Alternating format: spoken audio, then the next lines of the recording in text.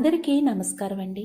ఆ శివపార్వతులే దివి నుంచి భూకి దిగవచ్చి నాట్యం చేస్తున్నట్లుగా కనుల విందుగా ఉంది కదండి. అంత కనుల విందైన దృశ్యాన్ని చూస్తే ఎవరికైనా మనసు పులకరించిపోతుంది. ఈ రోజు మా ఊర్లో వీరభద్రస్వామి కళ్యాణం జరుగుతుంది. ఈ శుభప్రదమైన మనోహరమైన కార్యక్రమాన్ని మా ఊర్లో ప్రతి సంవత్సరం జరుపుకుంటారు. వీరభద్రస్వామి యొక్క గొప్పతనం ఏంటో మీకు తెలుసా? వీరభద్రస్వామి అంటే శివునిలో ఒక అంశం. ఒకానొక సమయంలో ఆ పరమశివుడే తన జటాజటాల నుంచి ఒక పాయన తీసి వీరభద్రస్వామిని సృష్టించినట్లుగా నాను. ఇక ఆ వీరభద్రస్వామి యొక్క మహత్యం ఏంటో తెలుసుకుందాం. శ్రీశైల మల్లికార్జున్ని దర్శించుకొని మనం బయటికి రాగానే పక్కనే వీరభద్రస్వామి కొలువై ఉంటారు. అలా కొలువై ఉన్న వీరభద్రస్వామి ముందు కాళ్ళు మోకరించి కూర్చొని ప్రతిరోజు సాయం సంధ్య సమయంలో శివనామాల్ని జపించినట్లయితే ఆ వీరభద్రస్వామి మీపై కరుణ కురిపిస్తాడు. అదే విధంగా ఆ వీరభద్రునికి గారెల దండను సమర్పించి వీరభద్ర నాకు సంతానాన్నివ్వయ్యా అని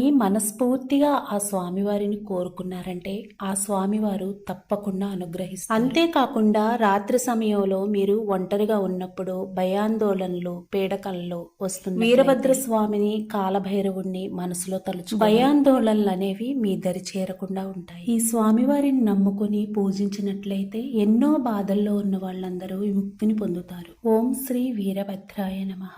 ఓం నమః శివాయ. నాలోన శివుడు గలడు, నీలోన శివుడు గలడు, నాలోన గల శివుడు నీలోన గల శివుడు గంగ పైకెత్తగలడు, పాపులను తుంగలో తొక్కగలడు. నాలోన శివుడు గలడు, నీలోన శివుడు గలడు.